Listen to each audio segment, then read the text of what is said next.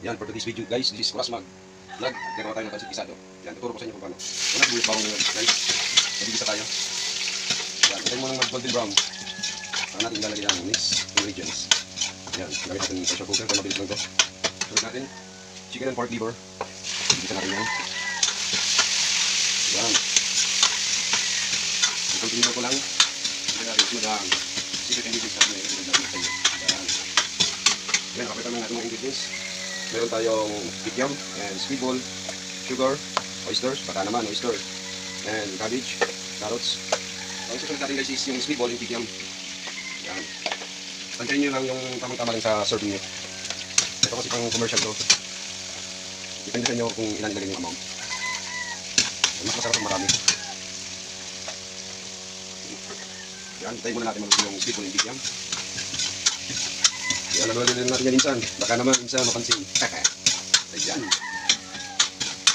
Yan, good morning mga Kurasmag. Nagluto tayo na tayo ng special pancit gisado. Yan. Medyo mano pa yung boses. Masyado na ano sa video ko. Baka naman. Ayan, mga 3 minutes lang. Observe yung, kung na-crispy na yung squid ball yung kikiam, pwede na yun. Ayan. Yan, makikita nyo pag medyo nakansa na yung kikiam yung squid ball, pwede na yun.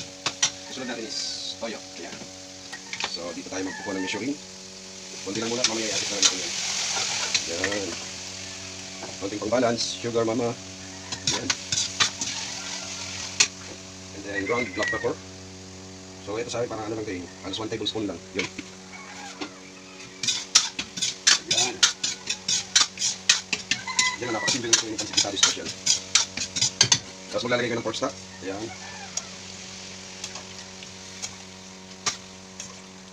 Yan, ito yung kasimple ng Kurasmag. Mas maganda pag ito yung pressure cooker para mabilis mo maluto. Lalo na kung pang-commercial yung ano nyo. Mas better lang kayo ng pressure cooker. Yan. Tawag dito is pancit gisado special. Lalagyan muna natin yan ng takip. Antayin natin magulo. About 2 minutes, pwede mo nang ilagay yung ating noodles. Yan. Magkano na ng pancit gisado. Yan. Yan guys, nilagay na natin yung pancit. And then, susunod naman natin ng pork cube and oyster sauce.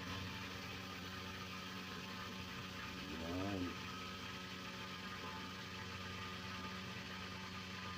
Haluin lang. Para mag-stick yung ingredients. Yan.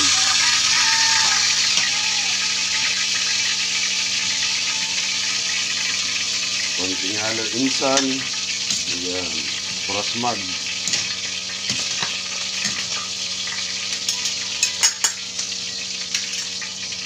And then, lalagyan na natin yung carrots. Yan. Anin nyo lang yung samang ano lang, sahog. Depende sa amount na gusto nyo. Yan yung cabbage, ilalagay na natin. Sa ibabaw lang muna kakurasmag para hindi agad maluto yung cabbage. Inuna natin yung carrots kasi medyo matigas. Yan.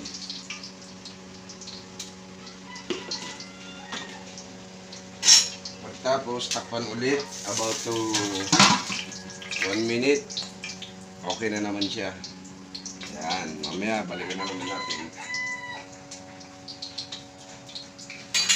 Okay na. Ayan guys, malapit ng maluto ang pancit gisado natin.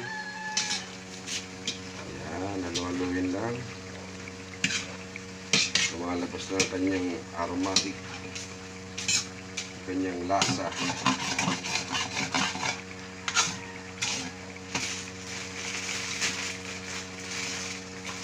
Ayan, meron na tayong pancit gisado.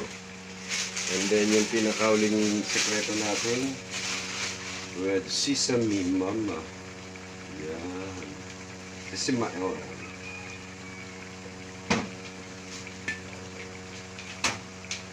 Yan.